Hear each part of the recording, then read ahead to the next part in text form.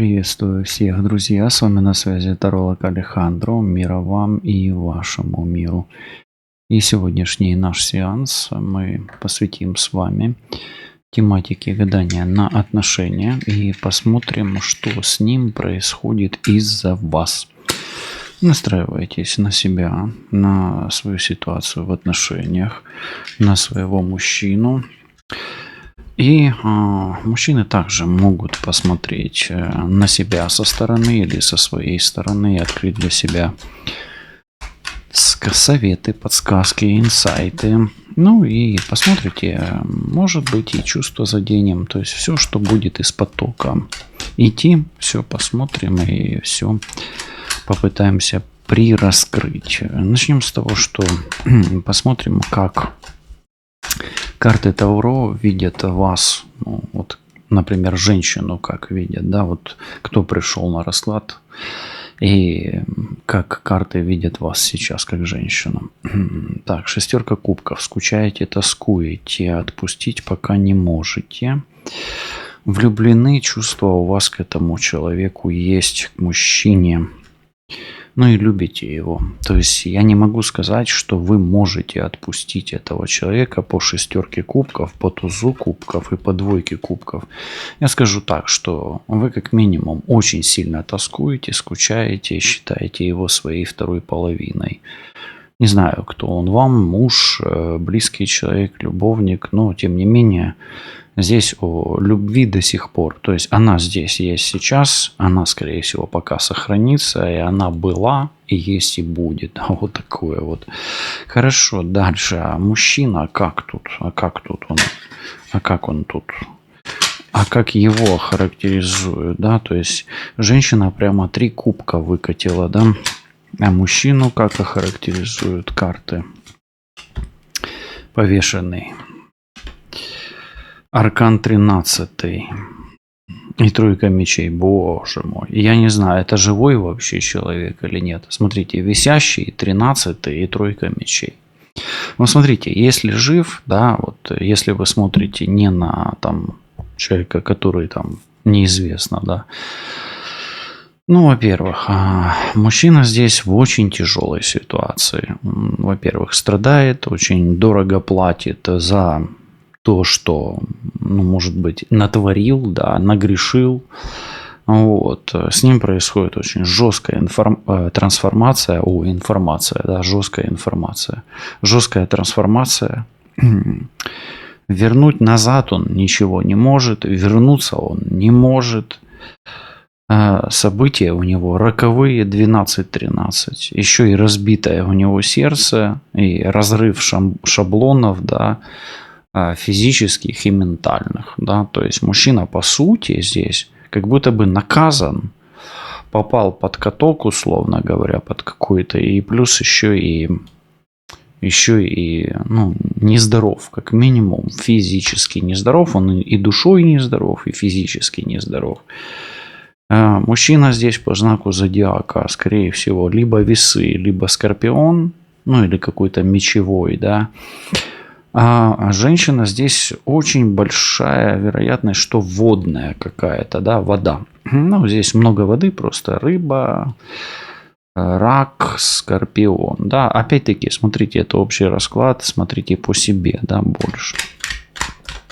Давайте посмотрим. Ну, здесь мужчина, если жив, здоров, да, ну давайте о хорошем в принципе, то он очень сильно сожалеет о том, что произошло.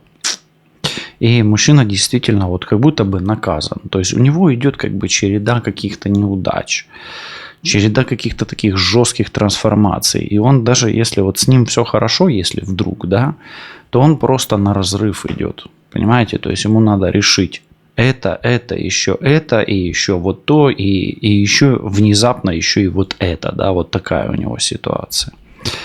Хорошо, давайте посмотрим, что он проходит сейчас, этот мужчина, какие круги, ну давайте, если не ада, да, который он создал, ну какие круги испытаний он проходит, вот первая карта. Ну, тут смотрите, тут королева кубков, во-первых, он тоже вот не может вас отпустить, особенно если вы водная женщина. Если ушел по привороту, то он очень сильно страдает от этого приворота и может очень сильно пить, выпивать или находиться под влиянием магии или под влиянием веществ, да. Закрыта у него к вам дорога, скорее всего, вот какие он испытания проходит. Он проходит испытания и магией, и тьмой. Смотрите, на 13-й аркан жрица падает. Такое ощущение, что у него все дороги закрылись, он это чувствует, а назад вернуться не может. И вырваться из вот висящего он тоже не может. Да? То есть он как бы на грани такой, постоянно между тьмой и светом, если жив. Ну и здесь паш кубков, тоска. Тоска у него по вам очень сильная. Это тоска глубинная, сердечная. Смотрите, и особенно если вы водная. И даже он все равно тоскует по вам, даже если он под приворотом. То есть, смотрите, кто на магию смотрит, да, вдруг, да, вот, ну, есть там вдруг соперница, ушел по магии, то здесь он очень сильно переживает из-за того, что не может. И вот это вот, если есть алкоголь, если есть вещества, то вот тут вот оно у него варится все, да. Вот смотри, ворон сегодня, да, прямо разоткровенничался, раскаркался. Хорошо. Давайте смотреть, все-таки здесь кубки пошли. Давайте его чувства к вам. Вот в эту минуту, прямо сейчас, вот что чувствует? Чувствует, что поспешил. Где-то в разуме у него есть такое, знаете, он думает, вот доигрался, чувствует, да. Он себе говорит, доигрался, заигрался, да, и винит себя, наказывает как будто бы себя. И чувствует, что он заигрался, да, вот его чувство к вам, сожаление о себе, ну, как бы за свои поступки, чувство вины. Король жезлов пытается взять себя в руки. Он как бы чувствует, что нужно это прекратить, вот это страдание свое, да, выйти из этой ситуации. И чувствует, что нужно брать себя в руки. По отношению к вам все еще тепло у него. Где-то именно в разуме и в сердце, где-то между, видите, вот двойка пентаклей, это всегда вот как-то вот проскочить как-то, да, вот обыграть ситуацию. В глубине разума и сердца у него теплится надежда, что он возьмет себя в руки, а по отношению к вам он чувствует это тепло. Даже если он в мороке, да, он это чувствует, тепло к вам. Даже если он разрывается на 1000 частей, условно говоря, и начинает решать какие-то проблемы свои, он все равно чувствует, что есть тепло, и он как бы вспоминает. То есть он чувствует, что забыть вас не может. И подсознательно, и сознательно даже где-то, да, виня себя, пытается как-то эту ситуацию найти, как бы какой-то вот выход из этой ситуации. То есть он чувствует, что это нужно сделать. Хорошо. Ну вот смотрите, здесь есть у нас эта ситуация, которую мы уже просмотрели. Что он хочет вам сказать прямо сейчас? Давайте рыцаря мечей посмотрим. Что он хочет вам сказать? Но он хочет сказать, что вы его свет. Солнышко, да? Вот солнышко хочет тебе сказать. Ну что солнышко? Дальше-то что? Ой, прими меня, верни меня, хочу вернуться. То есть вот такое, Паш, дай мне один шанс, еще один шанс. То есть он полагается на вас. Тут если есть дети, то он по детям может скучать, да, или по чему-то очень светлому. То есть он вам хочет сказать, чтобы вы его как бы впустили в свой мир. Смотрите, кто на покойника смотрит, то этот человек с вами хочет связаться, то есть выйти на связь с вами. Окей, дальше. Башня. Он просит прощения. Здесь он очень сильно страдает. Он хочет вам сказать: солнышко, я очень сильно страдаю. Я хочу попросить тебя прощения. Дай мне еще один шанс. Дай мне вариант. Да, вот такое. То есть он кается здесь. Здесь идет раскаяние, башня. То есть вы для него имеете очень большое значение. Почему так? Я только могу допустить. Либо это магия его долбает так, жрица, либо на него навалилась 13-й аркан, 12-й аркан и жрица. Здесь гремучая смесь, кстати, плюс башня. Я вам скажу, этот человек действительно попал под каток. За что ему это? Давайте посмотрим. Давайте посмотрим, за что у него эта башня, интересно. А за что у него эта башня? А за что у него эта башня? Ну, во-первых, он переоценил себя, очень сильно переоценил. Он не справился со своим эго, не справился со своими амбициями, не справился со своими демонами, не смог справиться. Это очень амбициозный, эгоистичный человек. А дальше переоценил свои силы еще раз. То есть, знаете, вот есть люди такие, вот они считают, что... Ну, то есть они не знают пословицу «против лома нет приема», ну и продолжение тоже не знают, если нет второго лома, да. Ну вот так переоценил силы. Ну и сглупил, очень сильно сглупил, переоценил все-таки себя. Почему так? За что? За то, что он дурак, действительно, здесь. И где-то, знаете, как действительно против лома нет приема, если нет второго лома. Дух его наказывает сейчас, то есть против него и магия, и высшие силы, и его модель поведения, вот этот рыцарь мечей, и король жезлов, они как бы, ну, говорят о мыслях, да, по отношению к вам, или по чувствам, о чувствах, да, что он там теплится, там это тепло, да, что он поторопился, что он хочет что-то изменить, но это же черты его характера, он виляет, петляет, да, но имеет такой вот львиный норов. Мужчина здесь еще, кстати, может быть лев, тут очень много льва в начале, поэтому он там весы, скорпион может быть, да, и, ну, может быть еще и огненные стихии лев, именно лев. Весы, скорпионы, кто еще я говорил? Ну, мечи такое. Хорошо, давай посмотрим. Я хочу спросить, на пороге чего он стоит, этот мужчина? Вот он стоит по центру, да, и вот у него порог какой-то. Здесь же этот дурак, да, он это ж та, которая с косой, да, это что, вороны смерти, да, колода называется. Или вороны, или вороны, неважно. Давайте посмотрим, на пороге чего он стоит, оказался, благодаря своим вот этим энергиям. Двойка жезлов. Он не может выйти из того мира, в котором он застрял. Он на пороге какого-то ограничения, сильного ограничения. Во-первых, он на пороге финансового ограничения. У него деградация финансового канала. То есть он на пороге бедности находится, этот человек. На пороге бедности. И на пороге, ой-ой-ой, у него тяжелая карма. То есть он на пороге сейчас вообще, вот видите, этот дурак. И он прям падает, на него десятка жезлов.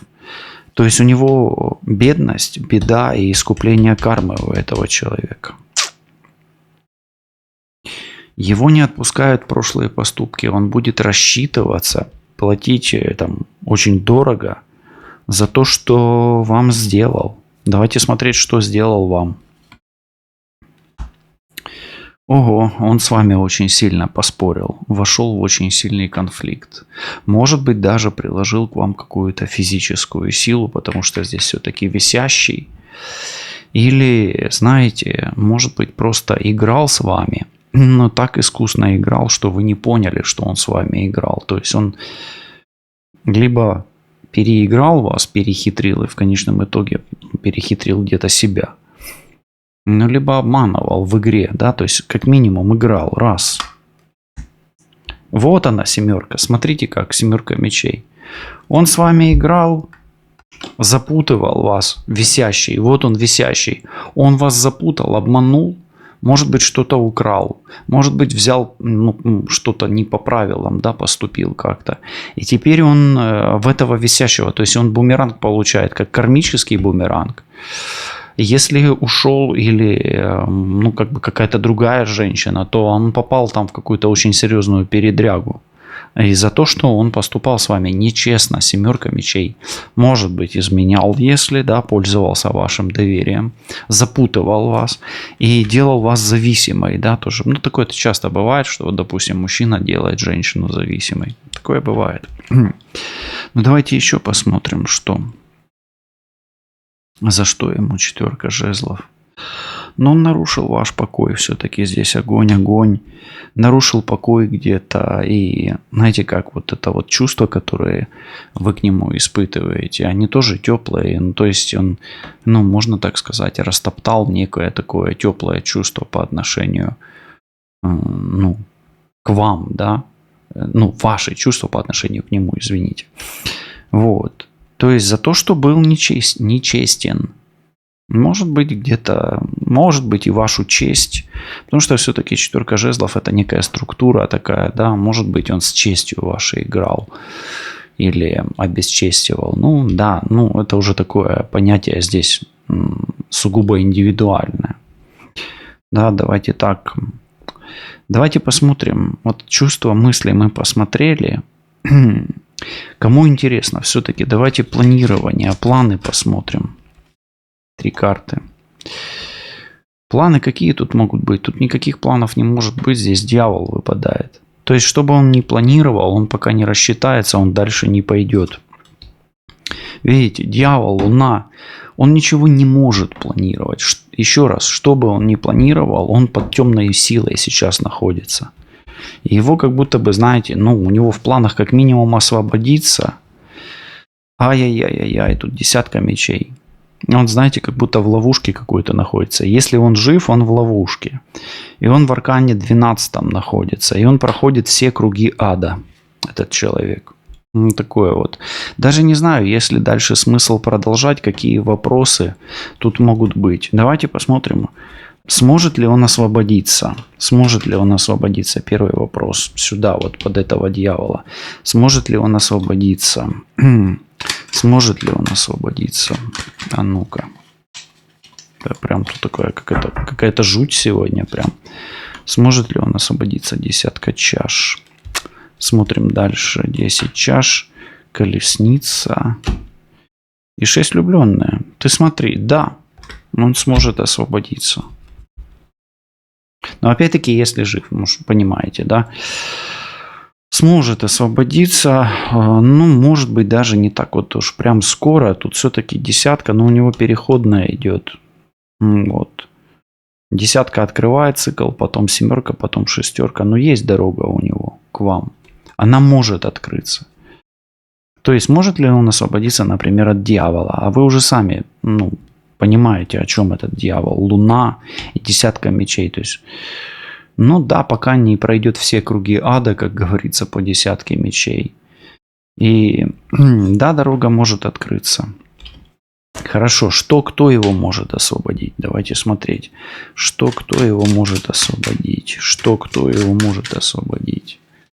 А ну, 3 карты. Раз, шестерка жезлов. Победа, успех. Девятка жезлов. Мужчина его может освободить. Дважды мужчина, да? Шестерка жезлов, девятка жезлов. И тройка жезлов. Ты смотри.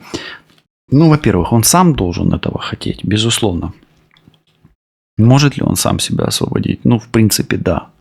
Но также его может освободить еще и мужчина какой-то. Может быть, там знакомый его, не знаю. То есть, кто может освободить? Мужчина. Тут все жезлы выпали. Это все мужские карты. Его воля. Огненная энергия. И, ну, если там по магии будете смотреть, то это светлая магия и это огонь. Магия огня. Ну, предпочтительно было бы работать светлой магией огня. Смотрите, ни одна негативная карта не выпала. Поэтому, если вы смотрите на магию, может ли его освободить магия? Да, в принципе. Можно ли на него работать? Да, можно пробовать. Ну так, без фанатизма, по чуть-чуть, потому что на нем очень много негатива, да, вот если с точки зрения магии, то ее надо потихонечку убирать, не торопясь. То есть на это может уйти не 1 месяц и, может быть, даже не 1 год. Здесь быстро вы не справитесь, имейте это в виду. Окей, да, он сможет освободиться. Среднесрочная перспектива 3 года. И, но от 3 до 6 лет. Тут даже девятка есть, поэтому максимум 10 лет, от 3 до 6 лет у вас есть.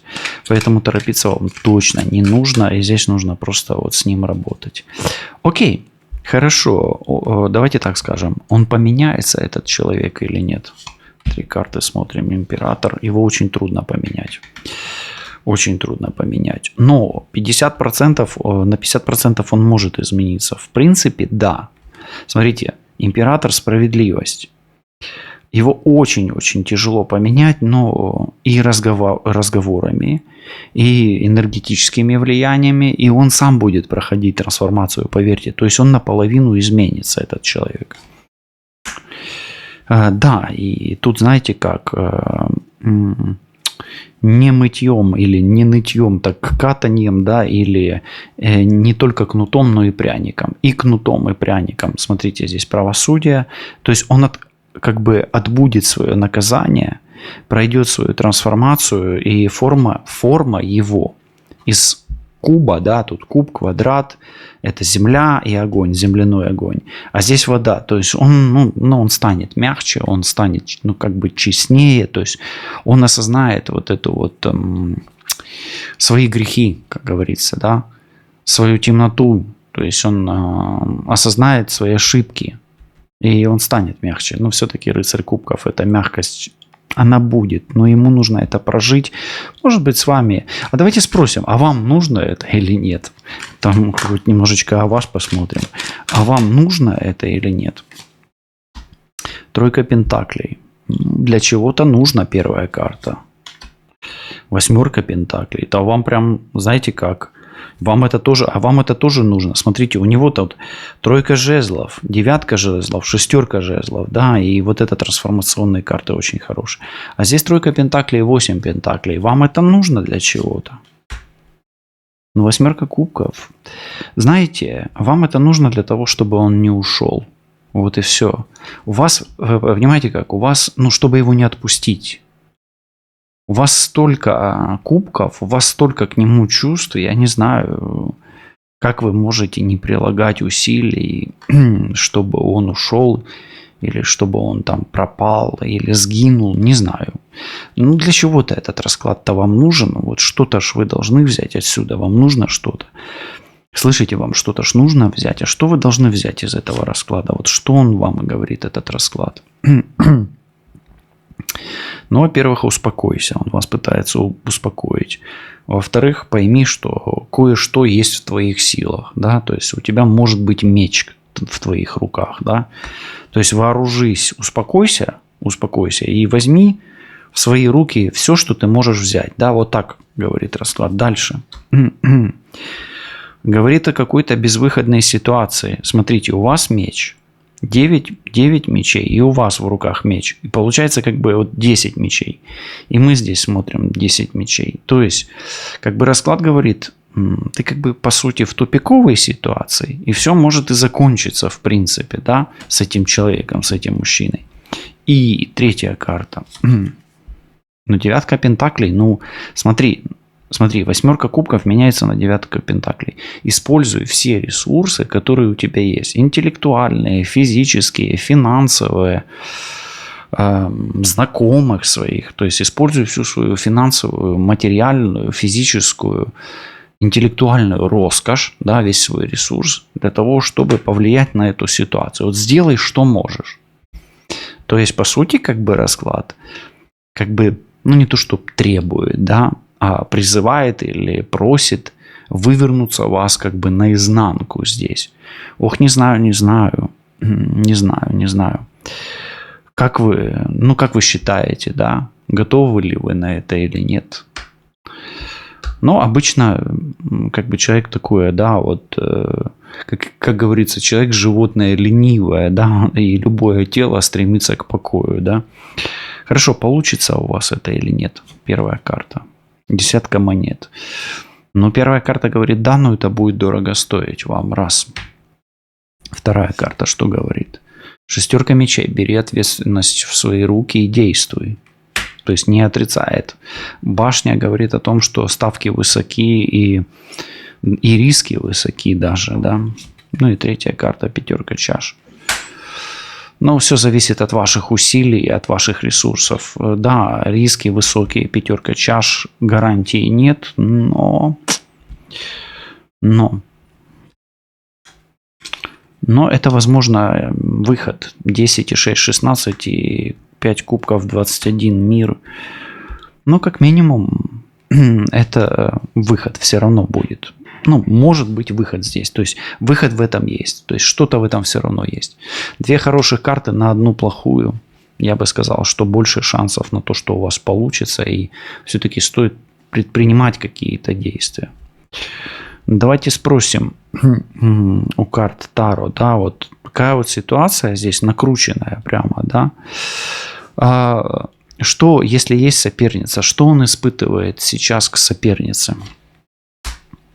Смотрите, здесь алхимия сразу выпадает. Он как бы где-то, может быть, и чувствует, что они родственные души, да. Давайте еще. Но он чувствует, знаете, что, смотрите, 14,4 Луна, то есть он чувствует, что он не может уйти от нее, как будто они слились в единое целое, он ее не может потерять, если есть соперница, и отпускать не готов. И смотрите, он не может ее потерять, потому что он как будто бы предал вас, он это осознает, и он не может теперь ее предать. То есть у него как бы двойное такое, знаете, как идет, двойной такой внутренний конфликт, да, что он как бы вас предал, ее предал и сидит на попе ровно пока. Но она, если по магии смотрите, здесь очень жесткий приворот, видите, все идет по стаканчикам у него. И даже вот первая женщина, которая выпала, она со стаканами выпала.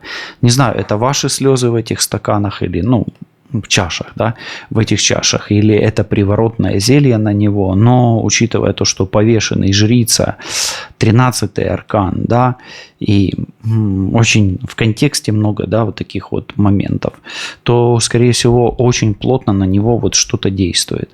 Если откинуть магию, то просто вот сила духа, равновесные силы за него взялись, вот так вот прям им трепают его, бьют, кидают из стороны в сторону, испытания за испытанием, и он держится пока, он держится. То есть у него, знаете, как такое ощущение, если здесь нет магии, да, то высшие силы вытряхивают из него душу, и он пока что еще держится, на грани, знаете, так. Хорошо. Если вот вдруг, да, вот станет вопрос между вами и соперницей, кого он выберет, Да, тут, знаете, как, он, мужчина, хорошо, маг, магия. Знаете, он выберет того, наверное, чья магия сильнее, что шут его знает. Хотя он тут уже с силой, и он же королем хочет стать. Я не вижу, чтобы он мог выбрать кого-то, ему очень тяжело выбрать. А выберет он императрицу. А императрица это Телец, Дева и Козерог.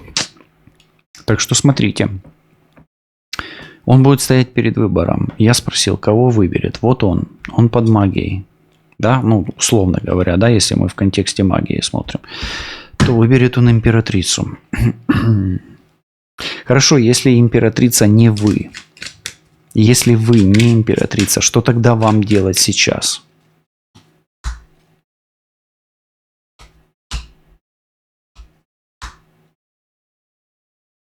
Что вам делать сейчас? Тогда здесь рыцарь жезлов, семерка кубков. Это дистанция. Это иллюзия. Если императрица не вы, тогда отбрасывайте все иллюзии и держите дистанцию. Что еще? Что еще может помочь?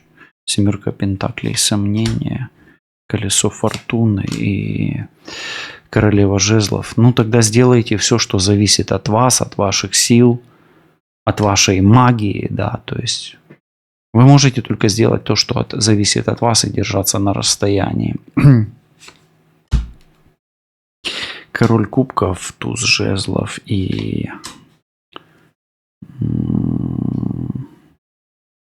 знаете, такое, может быть, вам нужно просто сделать, как будто у меня такое, вам нужно сделать хотя бы один шаг и сделать на него какой-то очень мощный импульс. Возможно, тогда колесо фортуны повернет, его, может быть, или разбудит его, да, разбудит его разум и его сердце.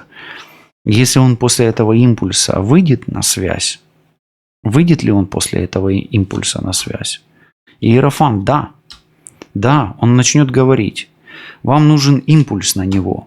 Какой это, и смотрите, Иерофант и король Пентаклей, какой будет это импульс? Ну, тут уже смотрите сами. Может быть, вы его немножко подзабросаете там месседжами, может быть, будете магичить, может, будете там появляться у него на глазах, может, через подруг. Это уже сами решайте. Тут же ситуация такая, да, вы смотрите подсказки. Но да, он может появиться, он может выйти на связь, даже единоразово. Как вам с ним себя вести? А ну давайте смотреть, 8 мечей. Ну, во-первых, вам не надо показывать страх. И вам надо спокойно с ним себя вести. Знаете, от вас должно быть и нужно, чтобы от вас исходило спокойствие, уравновешенность, мудрость, тишина такая, да, вот вам надо больше слушать, чем говорить, и не обвинять его. Здесь, скорее всего, в этих отношениях есть треугольник. И если он есть, то не говорите о сопернице вообще ничего. Молчите за соперницу, молчите вообще за магию, пока не светите магию. Да, вот если она есть, и если есть соперница, и если есть магия, о магии не говорите особо. Угу. 5 пентаклей, звезда. Не показывайте, что вам больно. Вам нужно хорошо, красиво выглядеть, свежо выглядеть. Ни в коем случае не жалуйтесь на отсутствие денег, на проблемы. Не говорите о своих проблемах. Это мы все еще смотрим, как себя вести. Да, 7 жезлов. И как будто бы, вот знаете, сохраняйте свои тайны, не показывайте, что вам тяжело, плохо, проблемы. И максимум покажите, что у вас все классно, но, знаете, без какого-то пафоса, без показухи. Да, вот, знаете, как есть люди показывают, что у меня все хорошо, но видно, что там все плохо. Здесь даже если у вас все плохо, постарайтесь сделать, не витринную такую, не показуху, вот все, не показушную витрину, что у вас все хорошо, вот, по-другому не могу сказать. Окей, смотрите, немного карт осталось, давайте уже до конца всю колоду раскроем. Давайте спросим, вообще есть ли будущее у этих отношений, у ваших отношений? Есть ли будущее у этих отношений? Но здесь, смотрите, здесь паж мечей, здесь очень много тревоги и проблем. Ой, страшный суд – это проблемные отношения. Смотрите, паж мечей и страшный суд. Если будущее, если мужчина выйдет из своей зоны дискомфорта, именно не комфорта, а дискомфорта, то есть если мужчина спасется или спасет себя от того греха, который взял на себя. Ну, вот такое. Ну, потенциально да, но это, знаете, как в этих отношениях нужно пройти огонь, воду, медные трубы. Ну, если вы человек такой экстремальный, может быть, любовь вас ведет, а тут он вас не может пока отпустить, вы его не можете, ну по картам, да, вы его не можете отпустить. Но то тогда, наверное, есть будущее, и, наверное, здесь какая-то борьба его внутренняя и ваша за него, да, условно говоря. Да, сейчас понесется в комментариях. У нас осталось 2 по 3 карты, да, 2 вопроса. Давайте скинем. Первое скинем. Конец или пауза? Ну, тут хорошо, этого не будем мы смотреть. Мы смотрим здесь ситуацию, что она будет продолжаться. Давайте так скажем. Будет ли он вас возвращать? Вот очень часто любят спрашивать. Нет, уйти или остаться. 8 жезлов – это подъем. Туз пентаклей – это шанс. И паж жезлов – шанс. Остаться пока. Пока остаться, дать себе шанс, дать ему шанс. И нужно энергию свою активировать. Здесь много огня. То есть, возможно, это испытание, оно вам для чего? Дано для того, чтобы вы перешли на другой энергетический уровень. Это хорошо. Или там, где, если вы будете тратить деньги на этого человека, там будет уже открываться и финансовый канал вам. И будете ли вы вместе? Шестерка пентаклей. 50 на 50, в зависимости от ваших и его усилий. Вторая карта, король мечей. Но здесь тоже зависит от усилий и от вашего интеллекта, от вашего ума, да, вот как вы примените, каким умом вы примените все свои силы. Ну и от него тоже будет зависеть. Здесь мужчина играет не последнюю роль. Здесь усилия надо распределять 50 на 50. Если он попу будет поднимать, тогда действовать. Если не будет, ну тогда будете по ситуации смотреть. И четверка кубков, ну здесь такое. Все зависит от того, хватит ли у вас усилий разбудить разум этого мужчины и вывести его из состояния висящего 13-го аркана, снять с него жрицу и пробудить его, проведя через четверку чаш, через пятерку чаш и пробудить в нем ту шестерку чаш, с которой мы и начали этот расклад. Увидимся, услышимся. Пока.